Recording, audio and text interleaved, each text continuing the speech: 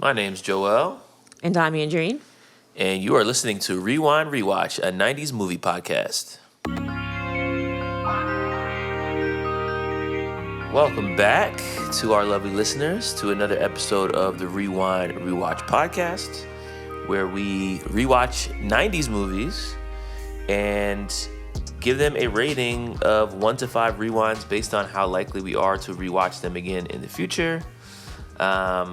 I'm Joel, here with my sister Andrene, and we are going to be reviewing A Bronx Tale for today's episode from 1993. Yep.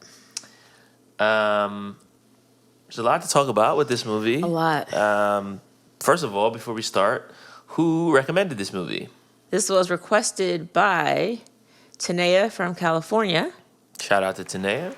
As well as Spooky Dad Mode from Arizona. Shout out to Spooky Dad Mode. I'm sure he enjoyed the spooky weekend last weekend. I'm sure he did. I guess he would. So, A Bronx Tale, this is a movie that I've seen a bunch of times, and I had kind of been putting it off on our list. Like, I have been noticing it the last few months as we were selecting movies, and I was like, I'm going to get back to this eventually. And then I was like, yeah, I'm tired of putting this off. It's time to do it. It's time. Yeah, this is a movie that I probably didn't see until probably sometime in the 2000s. Just kind of like going back and watching a lot of like DeNiro's older movies. And I think what I love about this movie, there's a lot of things I love about this movie, but for Robert De Niro specifically, I feel like this is a nice change of pace. Yes.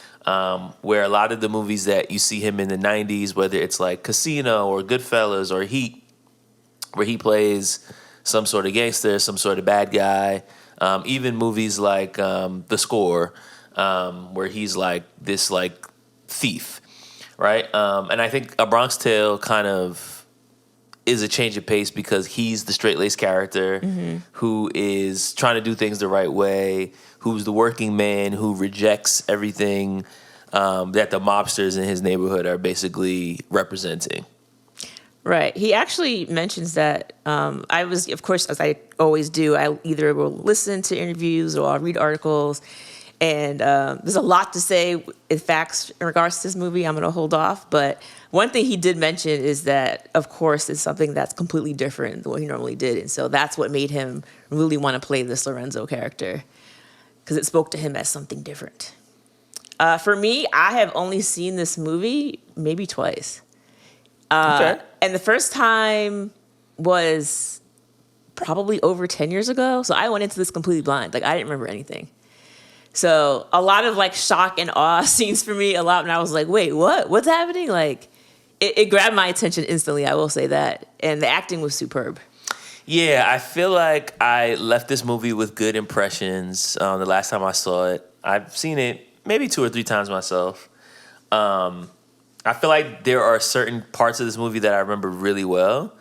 But then other parts, like, you know, what's my man's name? Sonny, like killing someone in the middle of the street in broad daylight. Like, completely forgot about that, which kind of sets off the whole movie. Right. So I don't know how that was something that I forgot. But I was like, oh, wow, okay, so this is what happens. So basically, I guess before we get into our thoughts on the movie, we can start by giving the listeners a one-sentence summary. For those of you who may not have seen this movie, like, what is A Bronx Tale about?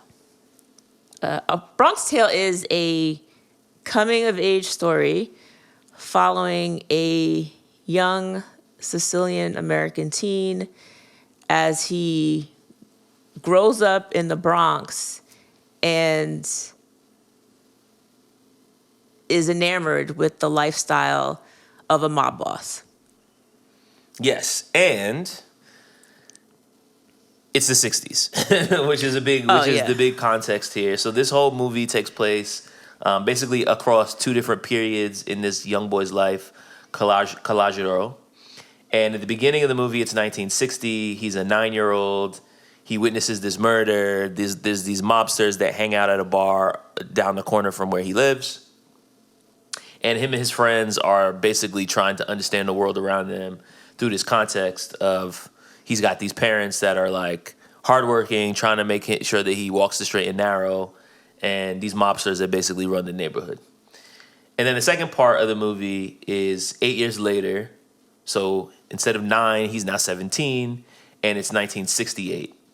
And the fast forward kind of shows how he's developed over the course of that 8 years, how those neighborhood influences have changed his perspective as he was growing up, and also showing how he basically has like these two different father figures. Mm-hmm. His actual dad, played by Robert DeNiro, a bus driver named Lorenzo, and then Sonny, who is this neighborhood mobster who's played by Chazz Palminteri, who actually also wrote this movie.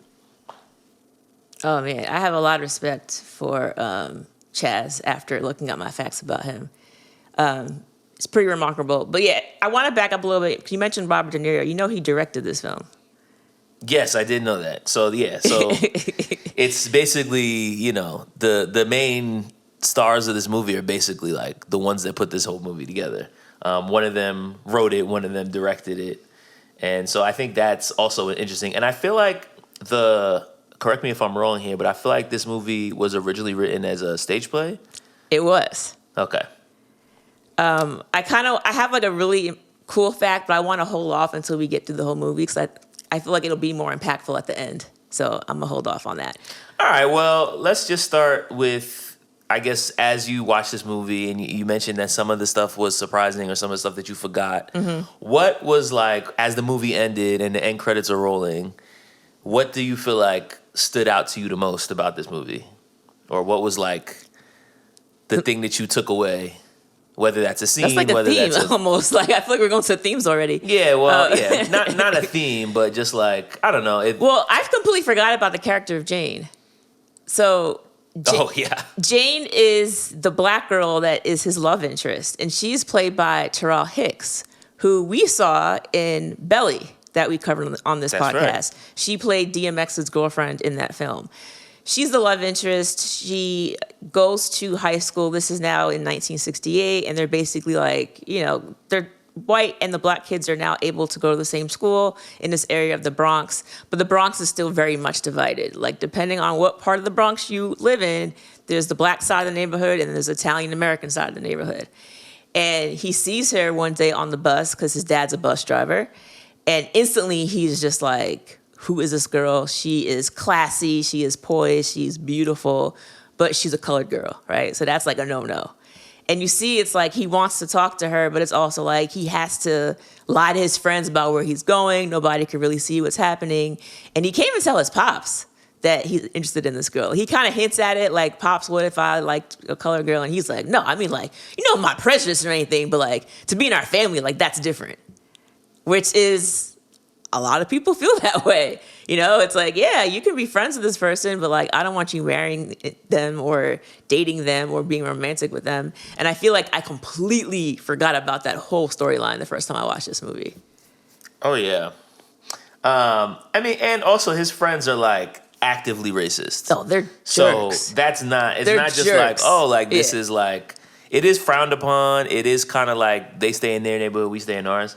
But his friends, the guys that he hangs out with, his friends Slick and Crazy Mario, that he's been hanging out with since they were little boys, they're now in high school and they're kind of like these like wannabe gangsters. Mm-hmm. So they grew up watching Sonny and all of his gangster friends, Tony Toupee and JoJo the Whale and Jimmy Whispers. I loved that description. Eddie Mush. So all these people that they've been watching, and they even show them, like, as kids imitating them. Mm-hmm. Guys, check it out. Guys, come here. Who's this? Oh, that's Jimmy Whispers. And not really understanding exactly what goes on in their world, but knowing that they're important. They wear nice suits. They drive nice cars. And these are the guys that kind of run their block. Right. So now, as they're 17, 18 years old, now these boys have all grown up and kind of like, they want to basically play gangster. They want to be the mob guys that they grew up around.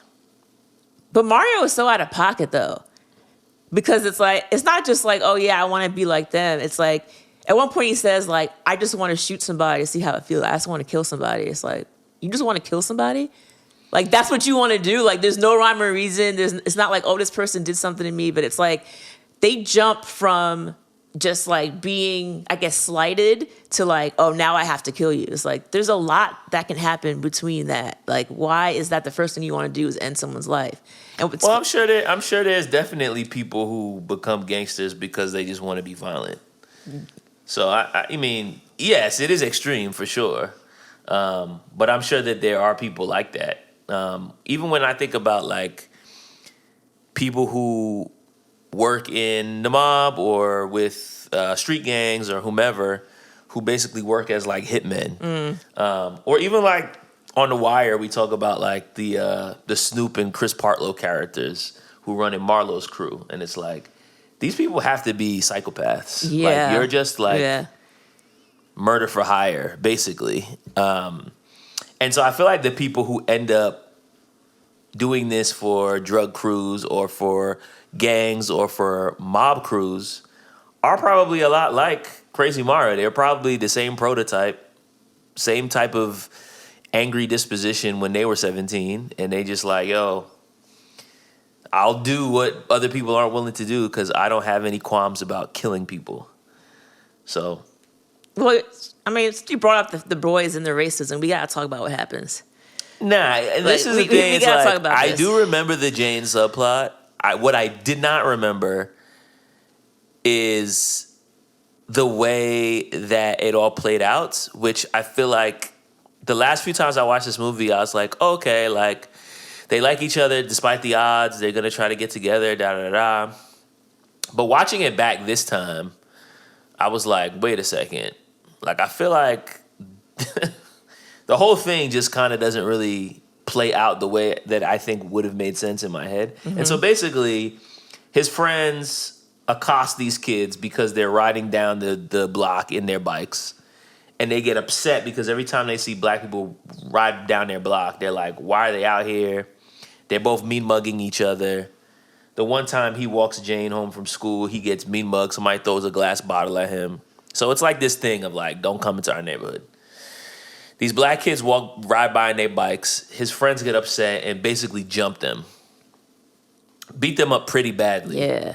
And while he doesn't really stop his friends, he doesn't actively induce any violence. Mm-hmm. So he's not like beating them up, but he's also like not really doing anything about it. He's just like there. I mean, he did hold down Jane's brother and was like, stay down. Like, don't get up. So after he's supposed to go on a date with Jane, and then Jane shows up and is like, yo, my brother went in your neighborhood and got jumped. He said you were there. He said that you beat him up too. And he's like, nah, that's not what happened. The brother comes out like, yeah, that was him. And he's arguing, I didn't do anything. Yeah, I was there, but I didn't hit him. Blah, blah, blah, blah, blah. She's like, oh, you're a liar. I'm leaving. And then he calls her brother the N-word. Bro, I thought that was it for them. I'm like, oh, it's over. And yes. It's over. and should have been. Like the hard ER. Like, nah, yeah. Like, he calls her brother the N-word. So then wild. She's like, oh, word? Like, yeah, so I should have known better. Like, this is over. Right. Leaves. Then, I guess a week or two later, she shows up back in his neighborhood looking for him. And she's like, oh, my brother told me the truth. He told me that you didn't do anything when he was there. I'm so sorry, I didn't believe you. And then they're just like, fine, back together again. I couldn't believe it. So I was like, wait, so we're not going to address what he said? like she just completely skated over that comment? Because now in my head, I'm thinking like, that's what you really think about me and my brother. Yeah. So this is a non-starter. No, he's cute. And he's got those cute eyes and the nice hat. And she likes Italians. And he carried her books and yeah. I don't know. Yeah, that was bizarre. Very odd to me. I was like, I don't know how this is happening. But yeah, so his friends are out of control, and after they end up beating up her brother and some other of his friends, the black kids retaliate, which was actually pretty mild in comparison, by throwing eggs at the social club that the Italian kids owned. On the outside. They didn't even go inside this place. They kind of like drove by, I guess, and threw eggs. It was kind of like, okay, they threw eggs on your place. Fine.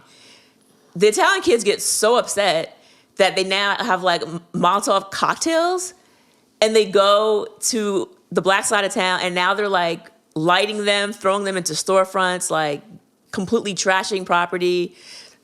They started shooting at them first, actually, now that I think about it. So like you're shooting at them, you're throwing Molotov cocktails at them because they egged the social club after you beat them up. It was so out of proportion to what actually happened. I was like, yo, y'all are out of control. And then what really made me like kind of like laugh ironically was when they're trying to get Colegio to get into the car to, you know, do this ride down to the black side of town. Did you notice what they were listening to on the radio? Doo-wop? No, they were listening to all along the, what's it called? All along the Watchtower. Jimi Hendrix? Jimi Hendrix. Yeah.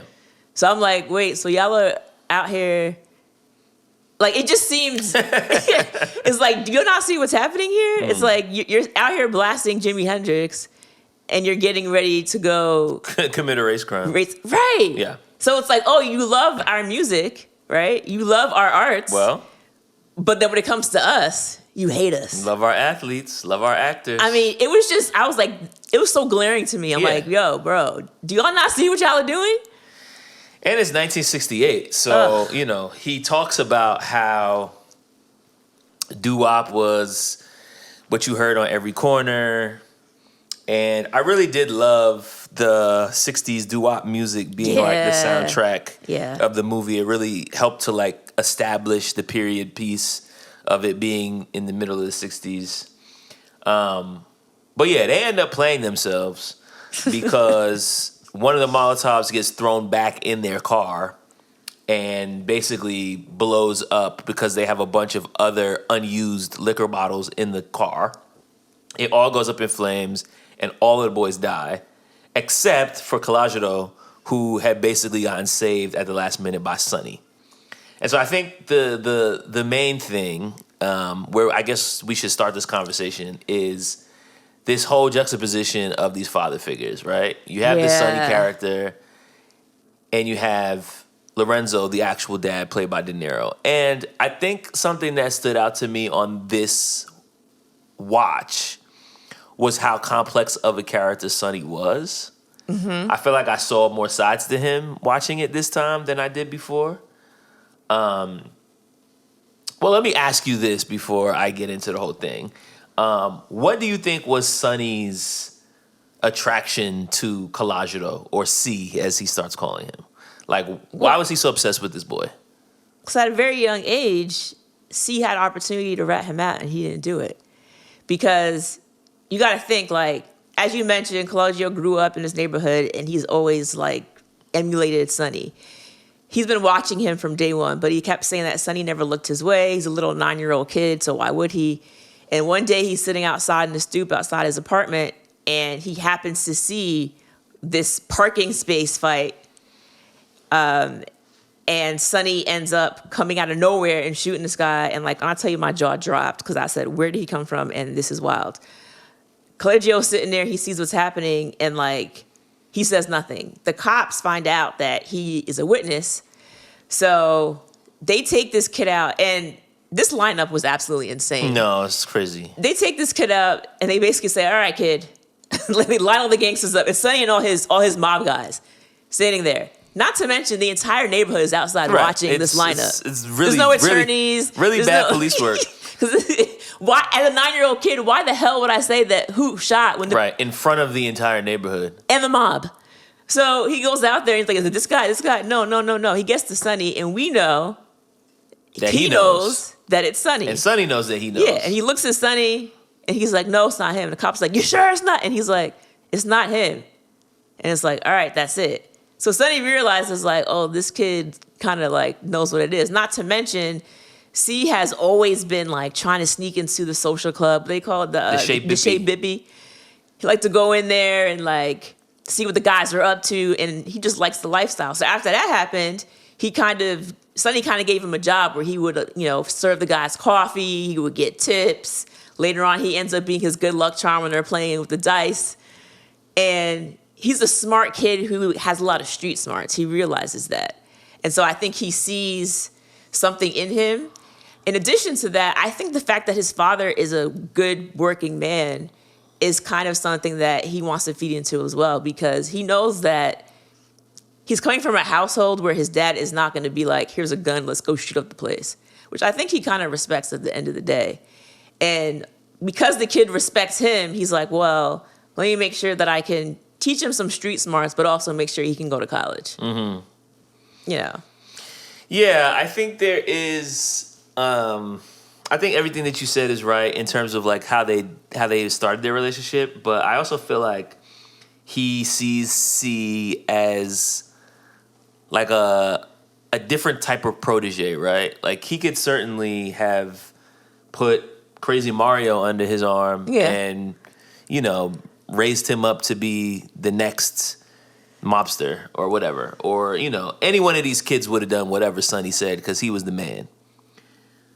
But I do think that there is something about C being, like you said, like having the street smarts, but also having the brought up C, as a Jamaican would say. Like he's definitely been brought up the right way, where it's like, oh, I can share street smarts with this kid, but also kind of use it in a way that's going to end up more positive, so he doesn't just become another version of these idiots that I hang out with, who we get the sense that he doesn't really respect. He's like, you know, I know that if I make a joke, everybody's going to laugh. Mm-hmm. I know that these guys don't really love me. They just fear me. And I give them enough where they don't feel like they have to turn on me, but not too much where they still have to depend on me. He understands the politics of being the guy. But I think in C, he sees a way of kind of doing things a different way. And to me, it almost felt like he was like almost taking C as an opportunity to kind of do his own life over. Like if I had the opportunity this kid had, if I had the parents that this kid had, but also still the street smarts that I have as this mob dude, this kid could actually go places and get out of this neighborhood. And, you know, as far as we know, he doesn't have a wife. He doesn't have any kids. So I think it's also like, oh, like I can kind of like use everything that I've learned in my life for good instead of whatever I'm doing with these knuckleheads that I hang out with. That makes sense. And I think that's also why he never actually does anything to C's pops. Because there are a few times where C's dad, played by Robert DeNiro, his name is Lorenzo. Lorenzo gets out of pocket. Like, Lorenzo gets in Sonny's face, which other guys would not do for fear of being harmed or just straight up killed. Because he keeps telling him, like, leave my son alone. This is my son. He finds out when C is just 9 years old that he's getting tips from these betting games with the guys and all these other things. And he finds brings home like $600 in 1960, which is probably the equivalent of like $4,000 now. I mean, it was like way too much money for a 9-year-old to have. And he's like, why do you have all this money? And he's like, yeah, I made it. I got from tips. I was working. And every day he would tell his son, go upstairs, don't go to the bar. And like, C wouldn't listen because he's a kid who, you know, wants to do what he wants to do. And at one point, Lorenzo marches C over to the bar and he throws the money at Sonny, like, take it back. This is my son. I don't want you around him. Just leave my son alone, please. Hey, don't you see how I treat that kid? I treat that kid like he's my son. He ain't your son. He's my son. He's what? He's my son. Hey, get the fuck out of here. I'm not afraid of you. Well, you should be. I know who you are, Sonny. I know what you're capable of, and I would never step out of line. You could ask anybody in this neighborhood who knows me. But this time you're wrong. You don't fool with a man's family. This is my son, not yours. What are you going to do, fight me? You stay away from my son. And that's one thing I can respect. Is like, he's a father looking out for his son. At times I thought he was crazy because it's like, bro, like, he might just kill you. But to your point, I think Sonny wanted to make sure that C had his father at home, which is why he'd always tell his guys, like, nah, leave him alone, let him go. He just didn't want to touch him. And he could have. Nah, yeah, because I also don't think... He also understood that they had a good relationship, and I don't think he ever wanted to, like, take over, right? Like, we talked about, like, the Fear episode a couple weeks ago where it's like... the Mark Wahlberg character was like trying to take the place of Good his Lord. girlfriend's pops, which was mad weird. But I feel like this is not what's happening here. It's like, oh, I still respect that you and your father are close, but I also want to put an arm over your shoulder and impart my version of knowledge on you so that you have both. And he always talks to him about the value of having two educations. Going to school, getting your grades, making sure that you're eligible to get to college, but also at getting this street knowledge, what he calls the University of Belmont Avenue. And so I feel like he sees that version of like, oh, like I can actually do something good at the end of the day. Because I also get the sense that Sonny doesn't really feel like he's made the most out of his own life. Yeah. Even the power that he has, he knows that it's all been manufactured. And it doesn't really feel like he's happy about it. Another thing that I wanted to talk about is something that I don't know that I noticed before. And now that I watched the movie, I'm like, how did I not notice this? Or maybe I just forgot. But he constantly says this phrase over and over again. Nobody cares. Mm-hmm. He always says I wrote this. that down. Nobody cares. Yeah. Yeah. What was your takeaway from like that whole thing? Like what does he mean when he says that, and is he right? It's like, bro, live your life. Because the first time that I noticed him saying that was when C was asking about advice as to whether or not he should date Jane. Because he was like, oh, I don't know if I should do it. She's a color girl. And he was like, so, you like this girl? She likes you? Is she a good girl? And he was like, yeah. And basically, this is when the whole door test comes up. And Sonny basically says to him, what you need to do is go to her house. You know, you lock both of the doors, get out of the car, you meet her, walk her to her car, walk into her side, open the door, let her in. And then when you're walking back around the car, like pause and then look to see if she reaches over to unlock the door for you. And if she does, you know, she's a good girl. If she doesn't, then that's She's one of the great ones. Then you can like dump her. And he does. Dumper? He does this dumper. You dump her fast. He does this whole thing with Jane, and you know, this is after, of course, she apologizes to him. I mean, I gotta say, the timing of the door test was really poor because at this point, he's like, hey, we have to get in the car and go to your neighborhood right now because my friends are about to try to kill your brother. Right. And it didn't seem like the time to be like jumping in the streets and saying, yes, because she unlocked your door. Like, bro, make sure her brother doesn't die. And then you can celebrate the door test. Like, now is really not the time, my guy. Like, where's the sense of urgency? Yeah, so anyway, so when he says that to her, basically he's saying, like, you know, if you guys care about each other alone when you're in bed and no one else is there, like, none of that else really matters. And I thought about it a second time for me was fast forwarding to the end when Sonny ends up dying. And you see after the funeral, I guess everyone's like kind of getting together. And Coleggio's kind of sitting there. He's like really mourning like his mentor and his friend. And the rest of the guys are kind of just like going through the motions. Yeah, they're joking around. Everyone's eating, drinking, having a good old time. He's like, you're right. He's right. Nobody really cares. And the only person that really came by to like say thank you to him afterwards was, of course, C, and then C's father. Because Lorenzo realized that like... Well, the car guy who was Joe Pesci. Yeah, the people that he saved their lives. So it's like either you saved my life or you saved my son's life. So I come back. Everybody else is kind of just like, all right, who's gonna be the new mob boss? Yeah, another guy who died. Another day. And I really like the message of like, you know, don't be so caught up in what other people think about you. That's good. Yeah. That was one of the big things that came out, and Sonny was a perfect example of that because if you glance at him, it's like, oh, he's just a mobster. But it's like, no, there's a lot more levels. And it goes to show that people are layered and humans aren't just one thing. So I did like that message. Yeah, I also think about in the context of today, and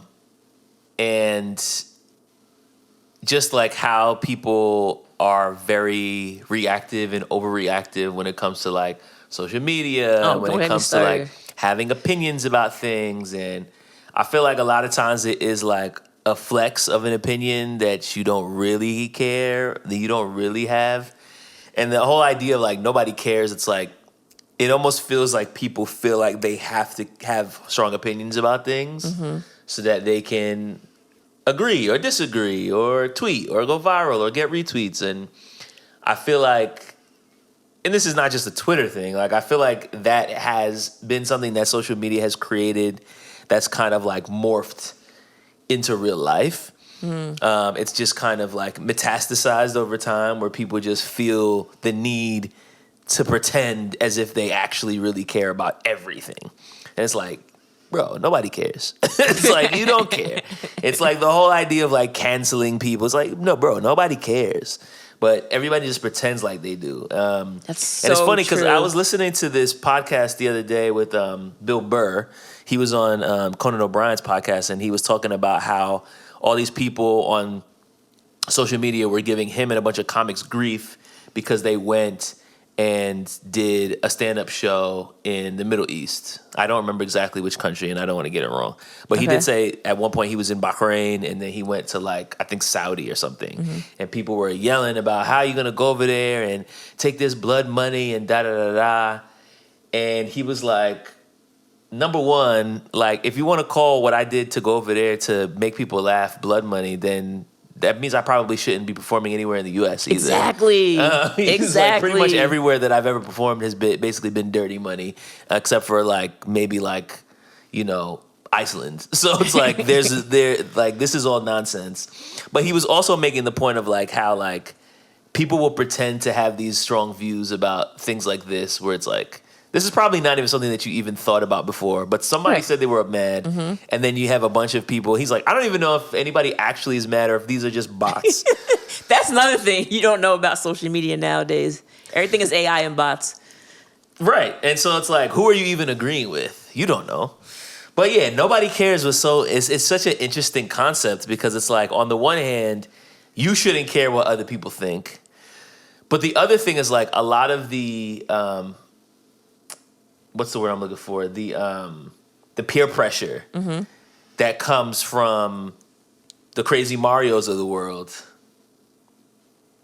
It's like ultimately like it doesn't really matter because a lot of them are just pretending to care about this stuff anyway. So you could very easily just go out with the black girl and I don't know, like maybe nobody's actually really going to care. They're just going to pretend like they do. But something about the not caring thing that I think was a big part of Khalid Girl's persona, I guess, is the scene where him and his friends are actually driving to the black neighborhood to, you know, start throwing these Molotov cocktails. And he's sitting in the car and he kept saying that, like, you know, I'm smiling with my face, but inside he was dying. He was fearful. But he's like, get out of the car now, like on his own volition. Then they'd be like, oh, you're a chump, you're a scaredy cat, this, that, and the other. Like, why would you do that? He never wanted to be there, but he felt like he had to. And it's like, I'm watching the scene and like, I'm having anxiety because I'm like, bro, this is about to go left. You could feel it. Like when they're in the car, like you could feel you're about to ruin your life. Right. It's like, you're going to end up killing someone is what I thought. You're going to kill someone. You're going to be in the car. You're going to jail. Or, I mean, in their case, he would have been blown to bits.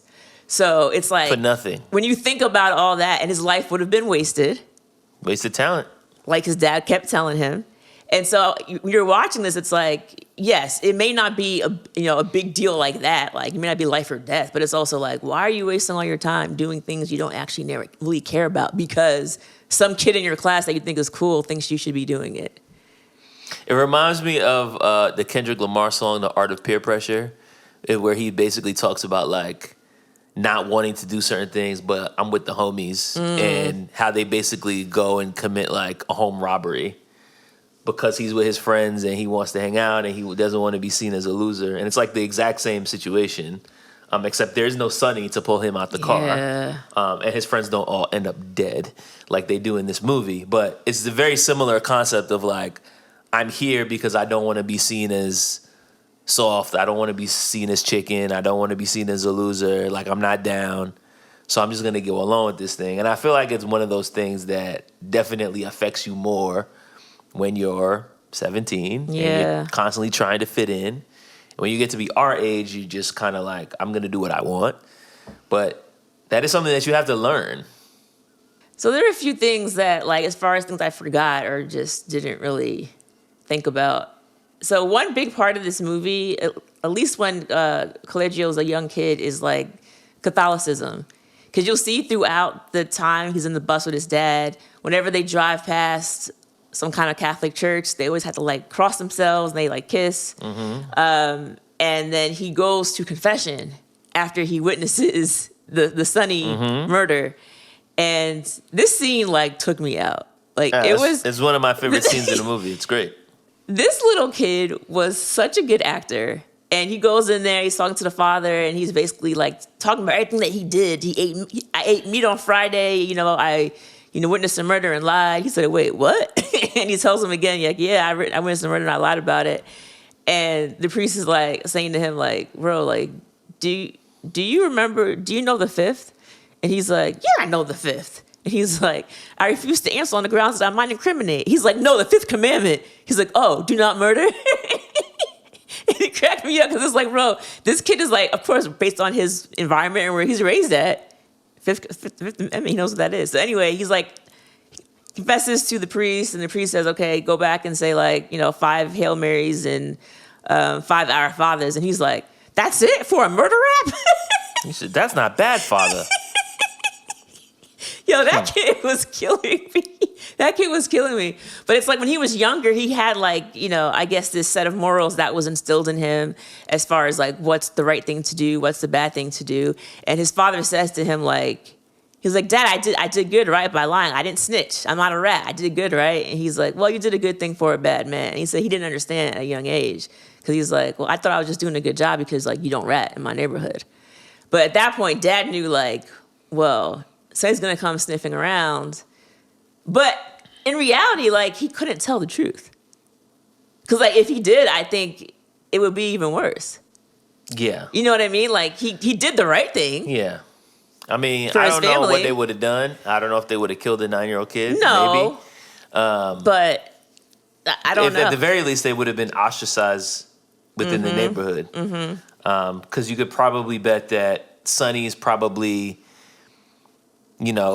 buying groceries for grandmas and doing a bunch of stuff around the neighborhood that people would not appreciate him getting locked up. Yeah. I did think it was striking that a 9-year-old knows that the worst thing in the world to do is the rat. So that also kind of gives a clue as to the type of neighborhood that he's growing up in. And also, remember, he's sneaking into the Che Bippy like every chance he can get. So he's hearing these mobsters talk all the time. And honestly, like, Mom, you're not doing a good enough job. I'm sorry.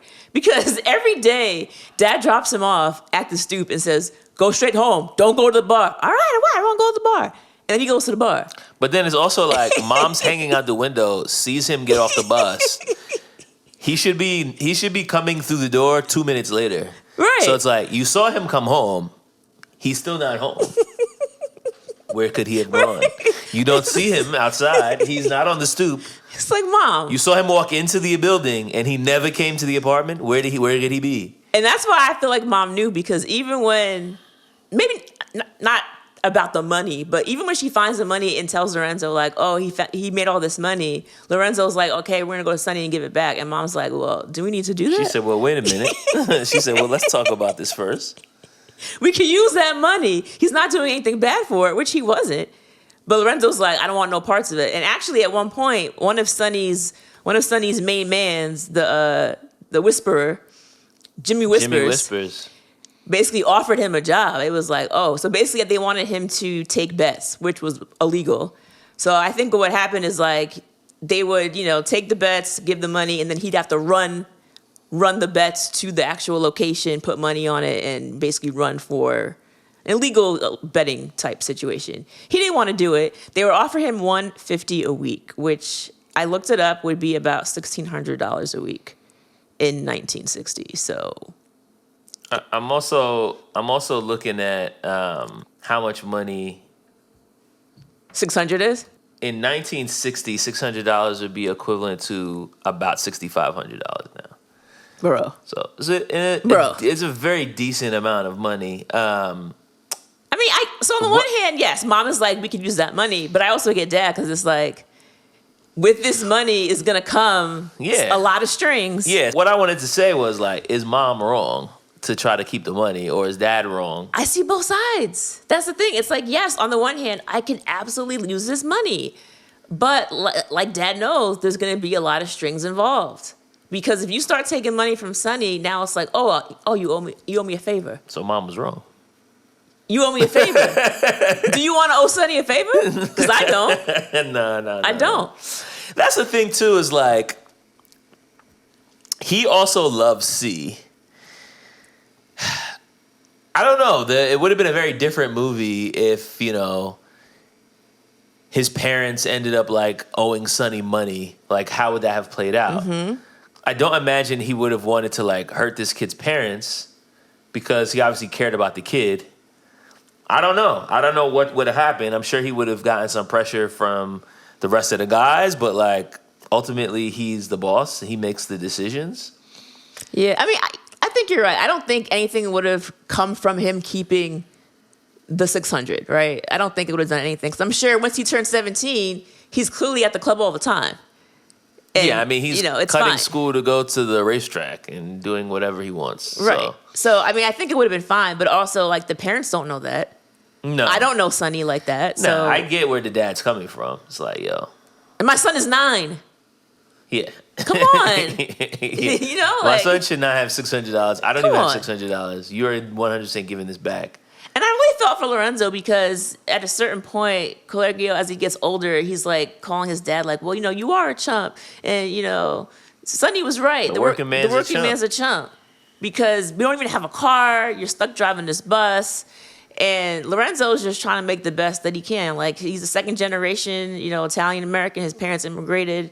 And he's trying to do what he can to make honest money from honest living. And you have your young son who wants to become a mobster. Like, I mean, that is terrifying. And I can't imagine, like, trying to do everything he can to keep his son out of that world. But he has to go to work, so he can't even, like, be there all the time. It's terrifying. Yeah, and I think he does do a good job of instilling gems. Like, he's giving his son enough things that even when his son is in the car about to go commit this crime, this race crime, he's like, yo, I felt so guilty, and I can hear my dad's voice in my head. I can hear Sonny's voice in my head. Both of them are basically telling me, don't do this. Yeah. And so I do feel like his dad was an effective role model in terms of like providing him with that base level of morals. But at the end of the day, Colegio, just like anybody else, is going to have to make their own decisions. Like, your parents can provide you with the framework of how to live your life. They could give you a moral baseline, but every single person has to make their own choices. And it's not like if he ended up being a tough guy, if he wanted to go be a gangster, it wouldn't have been his dad's fault. His dad did what he could. And at the end of the day, your kids are going to make their own decisions. It is what it is. You did bring up, though, this whole thing where he talks to C about you did a good thing for a bad person, and you'll understand when you get older. And I feel like that happens multiple times in this movie where they try to tell him to do one thing or another. He asks for an explanation, and they basically say, oh, you'll understand when you get older. Mm-hmm. And I wonder if that's an effective way to give people advice, especially kids. It's like, I'm trying to understand the world around me. I'm trying to understand why I should do things or not do things. And you're telling me I'll understand when I'm older, but how's that helping me to make decisions now? And like, at what point am I going to be old enough to understand these things that you're not telling me? Well, it's kind of like because I said so. Like, if you ask a parent, like, why do I have to do this? Because I said so. Okay. Like, so in other words, not effective at all. And you're just kind of like, okay, I guess that's it. And as you get older, to be fair, I mean, like, when they ask about, was the fight over the parking space? And it's like, no. But, like, I'm not going to tell you, like, oh, they're both in the mob. And we never actually really know what happens. We just know that there was some kind of misunderstanding. Mm-hmm. But you're not going to tell your 9-year-old kid what happened. So it's kind of just like, no, it wasn't about the parking space, but maybe when you're older, you'll understand. And that's about it. Like, But you know what's funny about that scene? So It's just like, don't ask me any questions. what's funny about that scene was I'm watching this movie and like again, I didn't know what was gonna happen. So like I'm like laughing watching it and I see, you know, one car is trying to back into the space, the other is trying to go head first. I'm thinking about Seinfeld instantly. Of course. The parking episode. And parking space. I'm like, oh, that guy is right, because you can't go nose first into a spot. So I'm like laughing and all of a sudden bang bang. I'm like, oh my God. It just took me out of it because Well, I just before the wasn't. bang bang, the guy gets out of his Pulled car and out of the starts car. smashing his windshield with a baseball bat. So Yeah, it escalated rather quickly, and I was Yeah. like, "Oh, this is not okay. It's not laugh. It's not joke time." no. And then I quickly it realized- escalates very quickly. And Sonny like made sure that man was dead. Oh yeah. Like made And it's sure. like 2 PM. Yeah. Like, Bright sunshine. that was crazy. Yeah. Yeah. At this point, I'll never forget that scene when I watch this movie again. It's ingrained in my brain now. So Collegiado goes through this reimagining, or not reimagining is probably not the right word, but this transformation over the course of 60 to 68. And Sonny basically says like, oh, your name's Mad Long. Like, I'm just going to call you C. And then we see that as he's introducing himself to different people, he's now like, yo, I go by C now. I go by C. And I feel like this like C versus Collegiado thing was kind of representative of this split between not only the two father figures that he had, but like his two interests. I don't know if it's fair to say that it was like the devil and the angel on his shoulder, because I don't know that Sonny was really telling him to do anything bad. I mean, he was gambling. So that wasn't great. But he is like still telling him to like keep his nose out of trouble, to go to school. Of course, from Lorenzo's perspective, I don't know that. I just know this guy's a bad hombre, and he keeps trying to have my son around where he's giving him hundreds of dollars. Yeah, it's shady at the very least. It also feels like the name thing not only just represents the different father figures, but also like a split of his interests. Because it does feel like he does want to be a good person. He doesn't harbor the same racist perspectives that his friends have, even though he does drop a pretty bad N-word. But throughout the movie, as his friends are basically like complaining about the black kids, he's like, they're minding their own business. Why don't you just leave them alone? And they don't understand. They're like, what? They can't understand where he's coming from. Exactly. So he has like that like baseline, but he's also like attracted to the power and the money and the nice cars, and he's like, you know, my dad is a good guy, but he doesn't have anything to show for it. So like, what is actually the point? Not to mention that once he starts to become C, throughout the neighborhood, he starts getting like free peaches from the fruit guy. Like people are now trying to treat him better because they're like, oh, He like got pulled. make sure Sonny knows I got you these free peaches. It's like, who wouldn't love that? To be able to go through town and know that you can get free stuff and people gonna look out for you. At one point, he's trying to fix his bike, and I think like Whispers comes and grabs him and says Sonny wants to talk to him. He's like, don't worry about your bike. Nobody's gonna touch your bike. And it's like, my stuff is protected because now the mob is gonna be watching over my stuff. So I get it. I absolutely get it. And there's one scene that, man, DeNiro is just great. He takes his son to watch the fight, and DeNiro pays for these seats. And Sonny is there, and Sonny's singing like ringside because it's Sonny. He's talking to the boxer before the match. So he sends Whispers again, and he's like, yo, like, if you guys want, Sonny has 2 seats for you right there, right by the ring. Dad, come on, let's go. And he's like, no, I'm not going down there. He's like, I paid money for these seats. I'm staying in my seats. Dad, he's got seats for the both of us. He's trying to be our friend. I like my seat. I pay for my seat. You want to go down there, you go down there. I'll bring you over here. The first thing you want to do is go down with them. Well, then go with them. Do you want to sit here with you and you want to be with them? How do you think that makes me feel? And the dad's also thinking, like, I'm working all the time. I know you're with Sonny all the time. And the one night we get to spend together, you want to go sit with Sonny? And I was like, dang. That had to hurt. Of course. It had to hurt. And it's also like, I probably had to make some sacrifices to buy these tickets in the Yeah. first place. And the first thing we do when we show up is you making jokes about how these are nosebleeds. Yeah. And it's like, bro, like, this is the tickets that I could afford. Like, let me cook. And I want to spend time with my son. Yeah. And it's like, the son ends up feeling bad Yeah, he afterwards. stays, Because then yeah. he's like, yo, I'm sorry, I didn't want to hurt your feelings, whatever. He's a good kid. So, given these two polar, I wouldn't even call them polar, but two different father figures and these two different kind of poles that he has, how do you think C ends up? Like, how would you think that he would... Oh, he goes How to would this college. play out? I think he goes to college. I think he, especially after you lose all your friends in such a violent manner and you realize I was that close to death, that does something to a person. Yeah. So now he's on a straight and narrow, I think. I think he's just like, I want to get as far away from that lifestyle as possible. And it kills Sonny, too. Right. So it's like this lifestyle ends in death. I see Yeah. it. So why would I want to possibly go down? Not to mention, as Sonny said, you have no real friends. No one cares. Nobody cares. Nobody cares. The only person that really cared about him is his pops.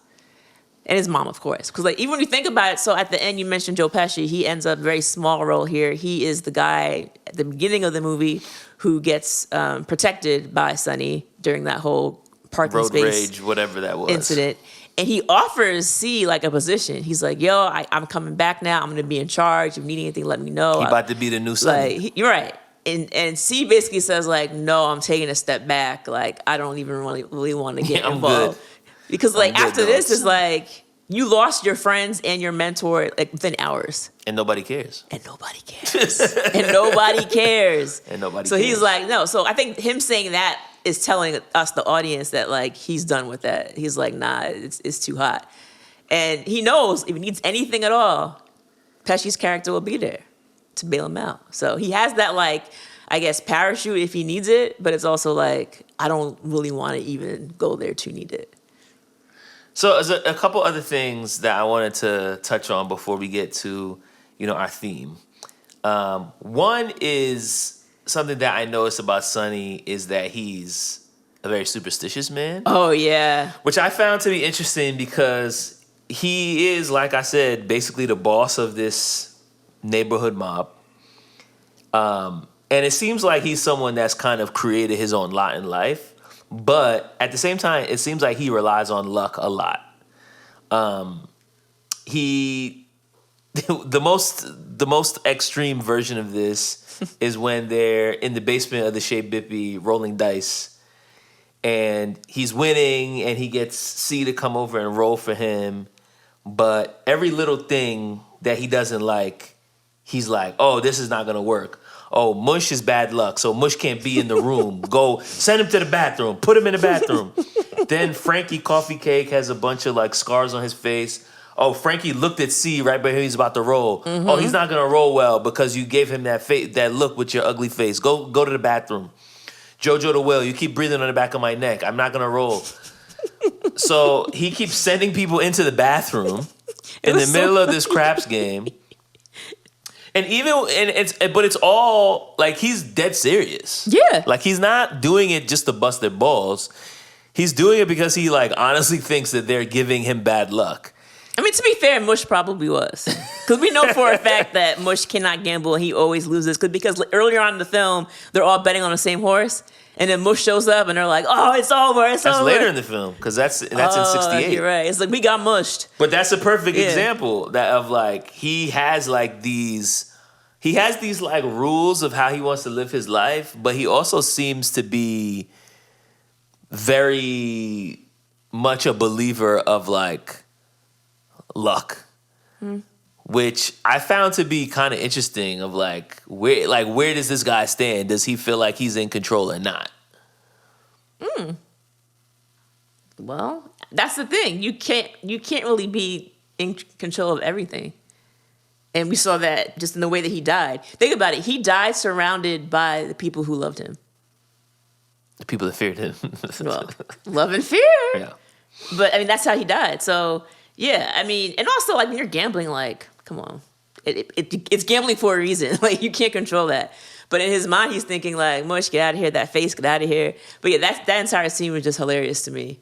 Yeah, it's hilarious. It's hilarious until you're the guy that gets sent to the bathroom. This is humiliating. He got us in the bathroom. What's going on over here? And that's when C kind of like that was his coming up. Like that was the day that he rolled 11 times. He said he won 11 Something times in like a row, that. which is absolutely insane. And that's when he started winning all that money. And he became the right hand man.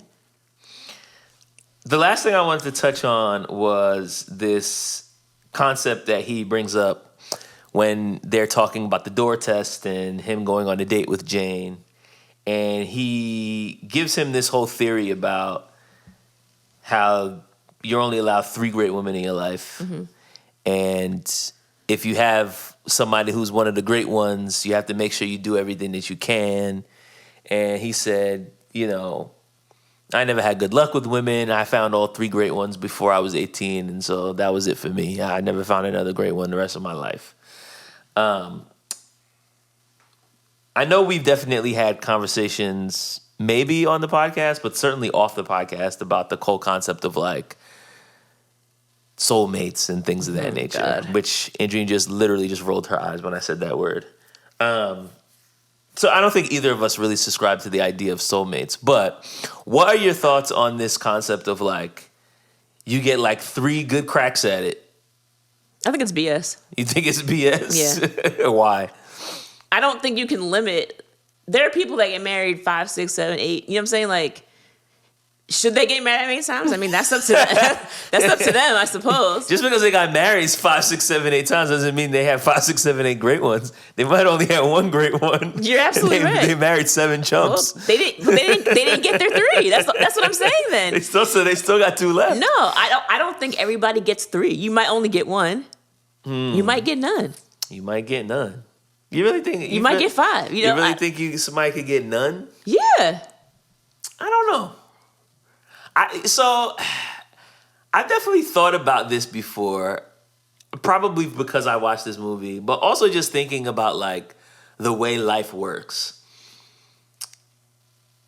Now, do I think like everybody's gonna end up with their person at the end of the day? No, I'm not naive enough to believe that.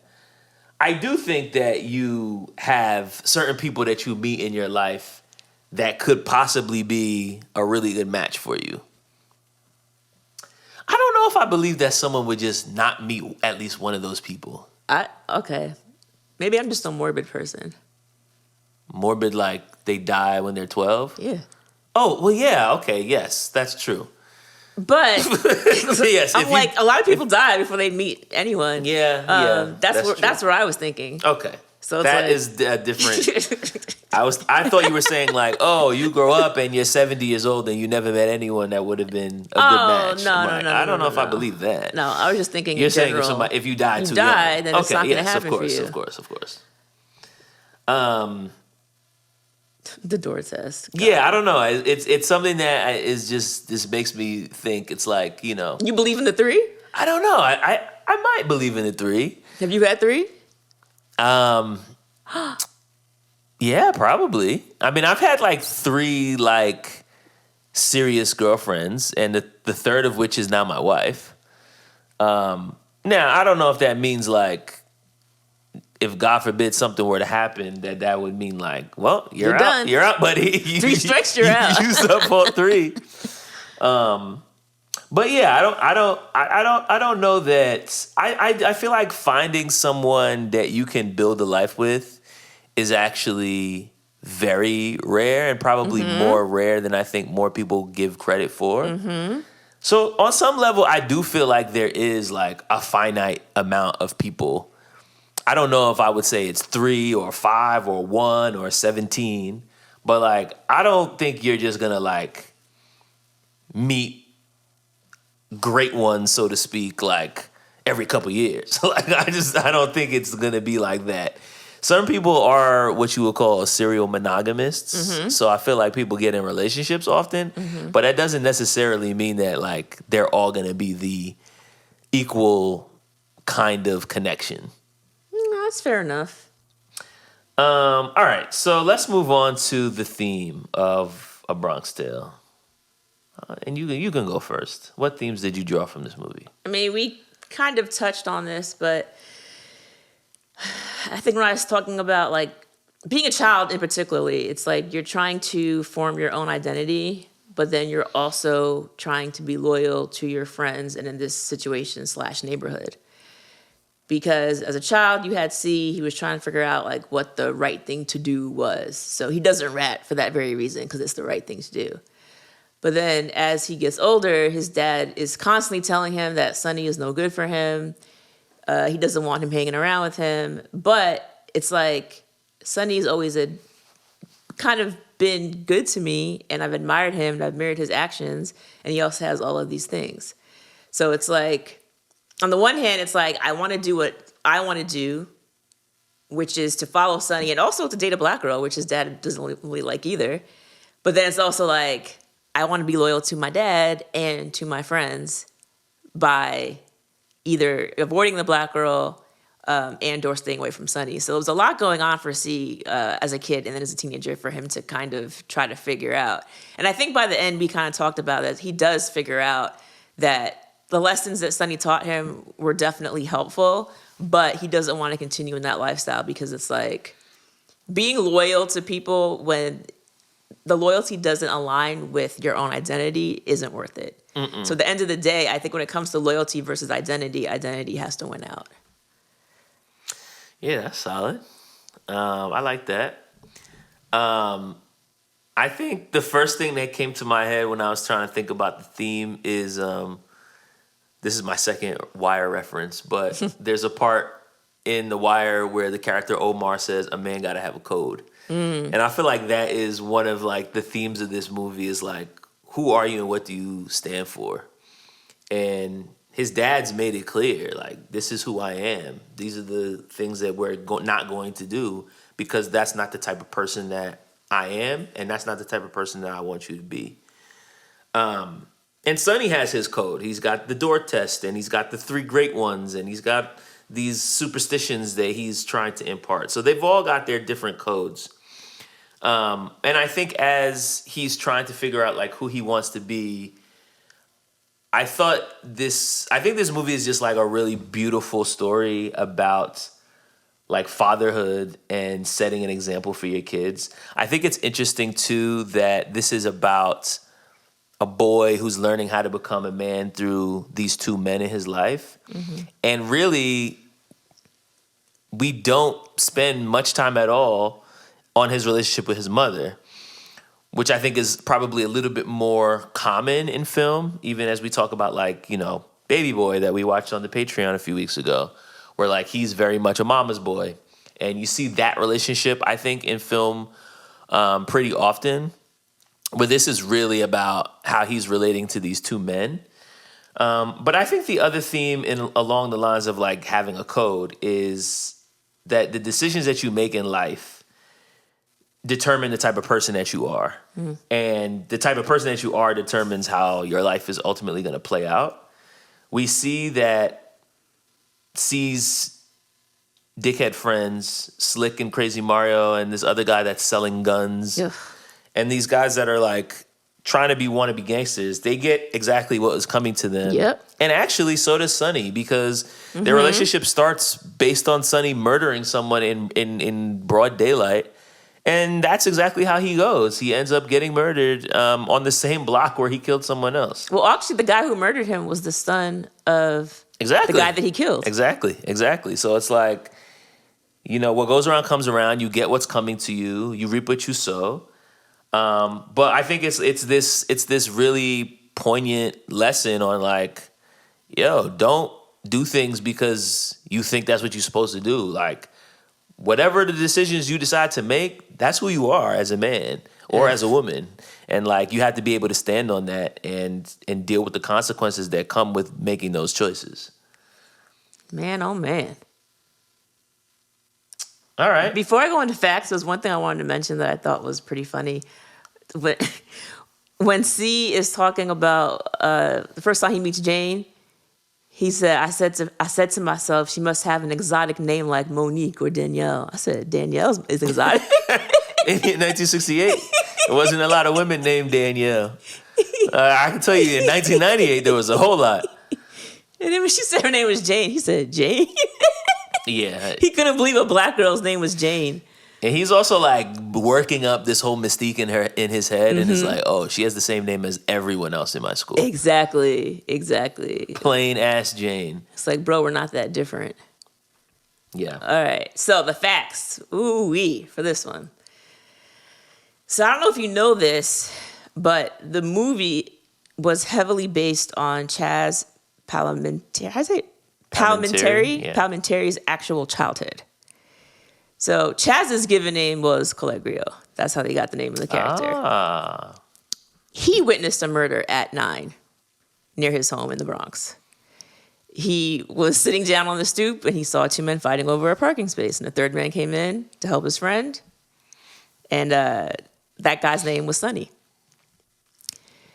Chazz began fetching coffee and rolling dice and collecting tips from them. He did, in fact, end up dating a black girl when he was a teen, and his dad reacted in the same way that DeNiro did in the film. In real life, his father was a school bus driver who did not approve, and he also refused a job from Sonny. So when Chazz got a little bit older, he ended up writing and performing this one-man show in LA back in 1989. It then got performed off-Broadway. And then the same year, he ended up writing a screenplay. And studios were interested in it because the story, is very interesting. And he got offered first $250K, and then it got bumped up to $1 million to purchase story rights. DeNiro saw the play and told Chazz, like, if you give the rights to me, then I can guarantee that you'll be in it and I'll give you more control. So he went with DeNiro, which makes sense. I bet. Let's go. Yeah. And this is actually De Niro's directorial debut. And he ended up asking Martin Scorsese for directing advice to make sure that he can make it. Not a bad guy to get advice from. As good as he could. He's actually got a new docuseries on Apple TV Plus about Martin serious? Scorsese. Yeah, it's like a 6-part series. Ooh. I haven't started watching it yet, but I absolutely will be. I gotta check that out. So in hiring the different kids for the film, De Niro said in an interview with Roger Ebert that someone in casting went down to Jones Beach and basically went up to some random kid and was like, hey, do you want to audition to be in a movie? The kid was like, oh, you got to get my brother. He's great. So his brother, Lilo Brancato, age 15, comes out of the water and he starts doing impersonations of De Niro and Joe Pesci in Goodfellas. So they were like, oh, we have to cast this kid. Wow. So this kid got cast at the beach? At Jones Beach. Wow. At Jones Beach. That's crazy. Out of the water. Well, the story continues. De Niro later on went to Lilo's house in 1993. He wanted to warn him as well as his Italian parents about the showbiz and like how temptations can arise and it can affect your life and just like warning them about what's to come. But unfortunately, Lilo did not heed that advice. He ended up serving 8 years in prison after a 2005 attempted robbery that led to the death of a New York City police officer. So your man ended up becoming Crazy Mario. Kinda, sorta. He didn't kill anybody, to be fair. He was a part of the robbery, but didn't actually kill. But he was there. Since then, he's been out. He's been doing interviews talking about how drugs can affect the brain and Hollywood and fame and all that. This is hocus pocus all over again. Well, it was reminding me of He Got Game, like the whole idea of like just how fame and things can happen to you and how it can affect your life. And it's like, this is kind of what happened. And you give kids access to too much and they don't know how to handle it. It was kind of sad to hear. I was like, dang, man. But he seems to be doing okay. I mean, other than being in this movie, he was also in 90s. He was in Renaissance Man. He was in Crimson Tide.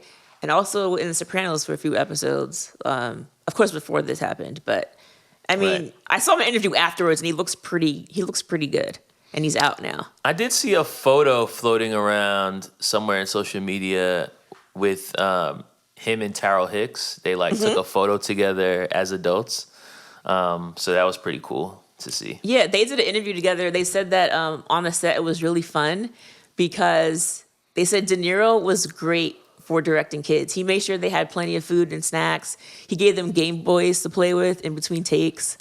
And they just call him Bobby, which I thought it was so, they're like, oh yeah, Bobby did this and Bobby did that. And I'm like, I keep forgetting his name is like Robert, so people call him Bobby. But, in our brain, it's like he's DeNiro, and they just call him Bobby, which was, kind of cute. And, Eddie Mush, the character that is supposed to be the one who is terrible at gambling and loses all of his money, he is actually based on a real-life gambler, Eddie Montanaro. He played himself in the movie. Oh, my goodness. Wow. So Chazz said when they were filming, he was worried that having Eddie on set would bring bad luck. And sure enough, the first day that he was on the set, it rained. So this guy is definitely known for being bad luck. And then this show ended up being a musical in 2016 on Broadway. And Chazz said that he thinks the film was about choosing love or fear. That's what he thinks the film is about. Which, Sonny does talk a lot about. Yeah, it's certainly one of the central themes. Yeah. That isn't something that either of us said, but yeah. It is there for sure. But I also think it goes to this whole thing about decision making. It's like, what kind of person do you want to be? Like, do you want to be someone that people love or someone that people fears? Fear will get you control and power, but at the end of the day, nobody cares. If people love you, they actually do care. All right. Well, I'll go first with my rewind rating. All right. Because this is a movie that the first time I saw it, it just blew me away. I loved how touching it was, but not like in a mushy, heartwarming way. It just more so of like this whole story about like these two men trying to instill morals into this boy to make sure that he ends up with a better life than them.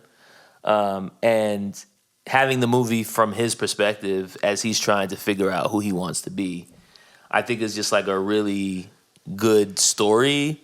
I love the fact that it's a period piece, so it kind of gives you that nostalgic throwback feel with all the doo-wop music. But it still feels like the story and the message of the movie is pretty timeless. So this is a movie that like every time I watch it, I just feel like I find myself saying like, wow, this movie's so good. So for me, this is a 5. Like this has endless replay value in my mind. Okay, the strongest of scores. That's the strongest. The strongest I could get. The strongest of scores.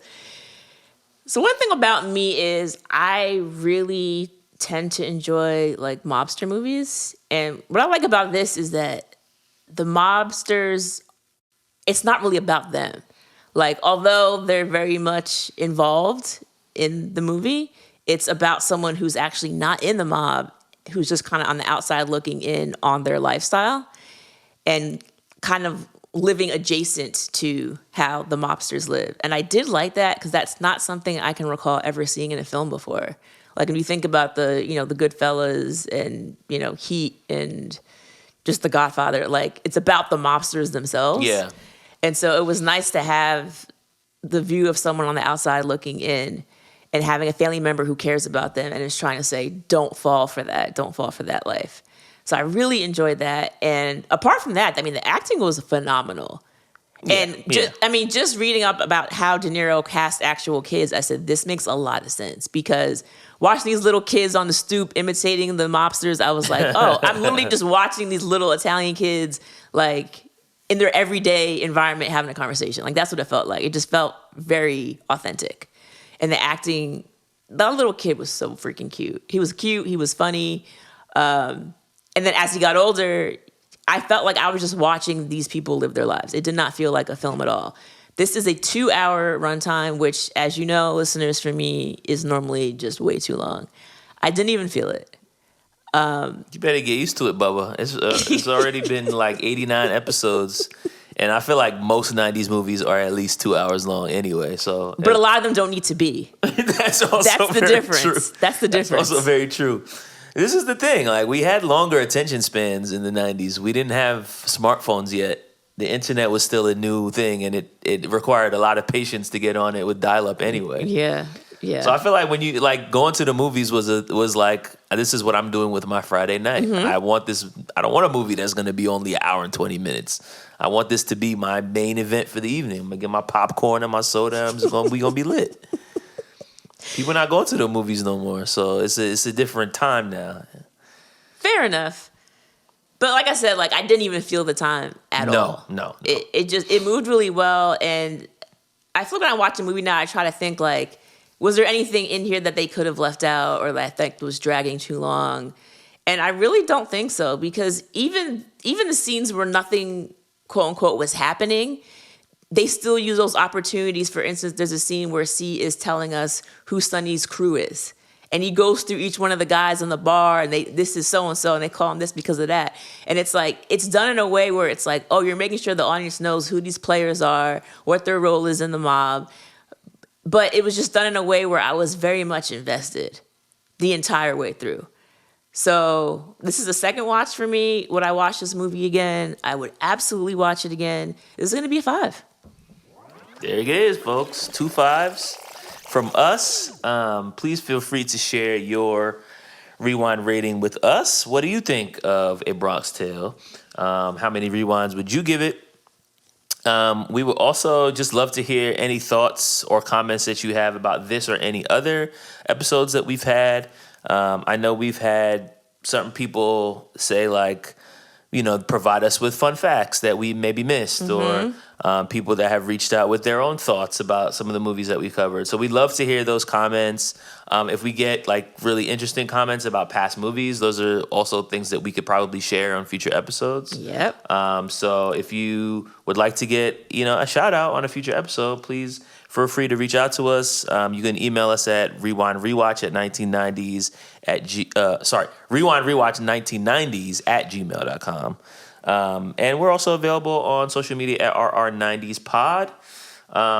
We've also been getting a lot of feedback on potential ideas for what we could do for our 100th episode, which is quickly approaching. Yeah. So likely we'll do something a little bit off the beaten path where it won't just be like a regular movie recap. Maybe we'll do something comprehensive where we, go over questions from audience members, or look at some of our favorite episodes from the first 199 episodes. We've got a few ideas kind of like that we're kicking around right now. Some good ones. So we'll continue to organize exactly how we're gonna do the 100th episode and let you know in the future. But we are definitely still taking suggestions. If there's something that you would like for us to do that's maybe different than what we typically do on here, please reach out to us and let us know. Let us know. Any final words before we wrap up? Your guy is bigger than my guy up there, but my guy is bigger than your guy down here. There it is. Nothing else to say after that. We will be back with you next week with a new episode. Adios. Later.